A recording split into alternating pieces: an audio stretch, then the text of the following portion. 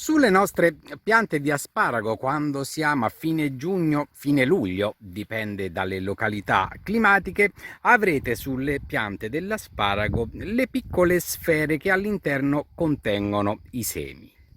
Per far nascere le nostre piantine di asparago, queste piccole sfere debbono essere mature ed una volta che noi apriamo queste sfere per vedere che sono mature, lo stiamo facendo qua, all'interno ci dovranno essere dei semini già neri ed abbastanza duri.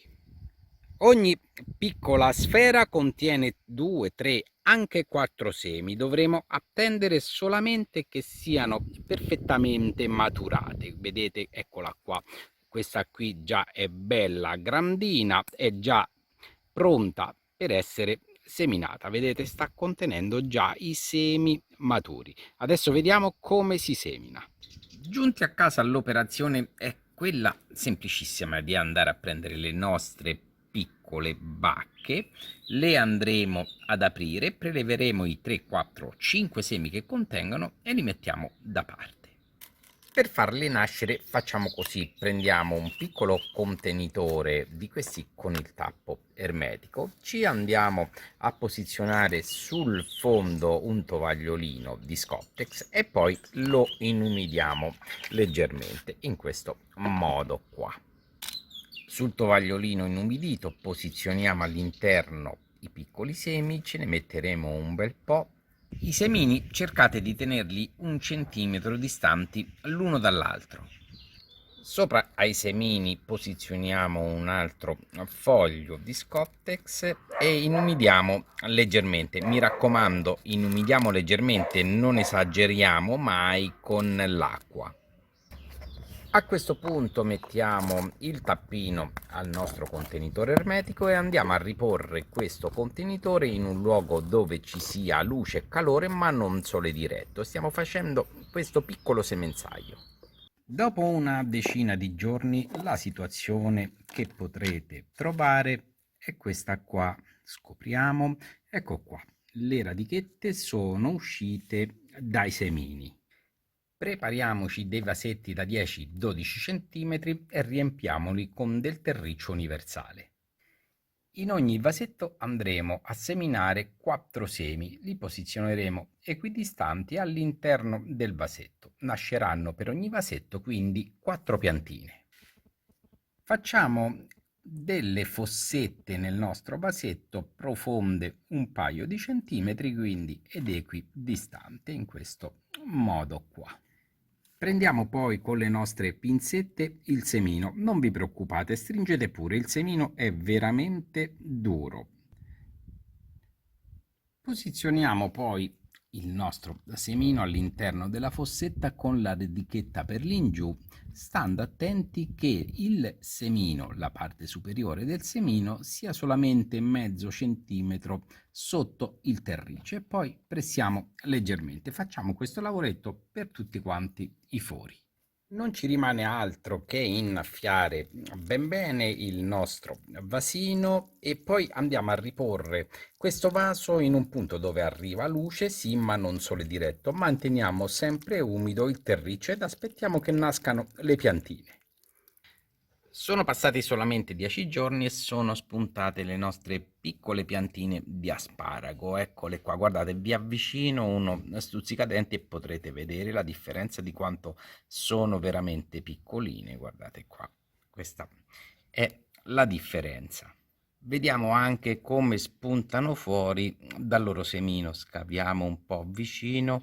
Vedete, questo qua nero è il semino e la piantina esce fuori da una parte laterale del semino. Quindi sotto c'è la radichetta, sopra viene la piantina e di lato c'è il piccolo semino.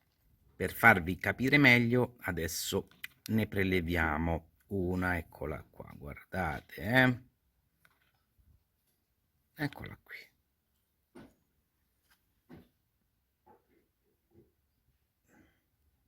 Allora, eccoci qua, vedete sotto c'è la radichetta, di lato c'è la parte del seme e sopra la radichetta inizierà a fuoriuscire la piccola piantina.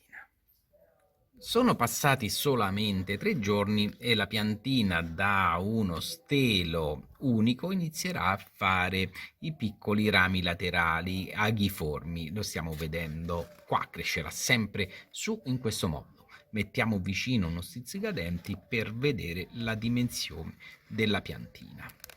Sta crescendo su in modo perfetto. A fine estate la vostra piantina sarà cresciuta su, bella, fresca, rigogliosa, sarà alta 15-20 cm e siamo giunti ad andarla a trapiantare. Si trapianta sempre a fine estate in modo che la nostra piantina nel nuovo terreno arriveranno le prime piogge e da sola attecchirà senza bisogno neanche di annaffiarla. Adesso prelevo questa piantina e vi faccio vedere come è l'apparato radicale, perché c'è una sola attenzione da fare. Adesso ve la spiego subito. Il trapianto chiaramente va fatto con tutto quanto il pane radicale. Adesso vi faccio vedere come si presenta la radice della nuova piantina e ad un'attenzione a cui bisogna fare quando noi andiamo a mettere a dimora la nostra piccola piantina. Preleviamo gradualmente la nostra piantina che ha un fittone molto lungo e profondo. Allora, eccoci qua. Ecco qua. Vedete? Questo è il fittone principale. Eccolo qua, guardate quanto è lungo, è più lungo, quindi più alto della parte esterna vegetativa.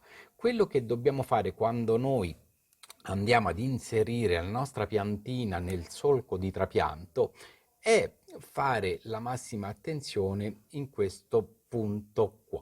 Dobbiamo sempre lasciare coperta questa zona di radichette, da qui poi in futuro nasceranno tutti quanti gli asparagi, e coprirla per almeno 4-5 cm. Quindi dobbiamo interrare la nostra pianta fino a questo punto qua.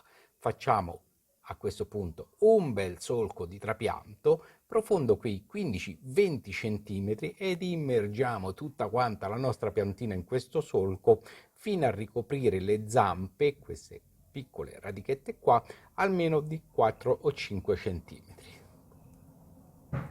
Dopo 15-20 giorni queste sono le piantine belle e robuste. Il sesto d'impianto, la distanza tra le piante è di 20-30 cm, la distanza tra le fine 80 cm, 1 metro. Qui siamo alle piante prima che arrivi l'inverno, prima che la pianta inizi il fermo vegetativo e si secchi. Sulla coltivazione farò un video specifico, dalla A alla Z. Ci vediamo alla prossima ragazzi, un abbraccio a tutti, mi raccomando sempre in gamba e prodotti biologici. Ciao a tutti da Pier Giorgio.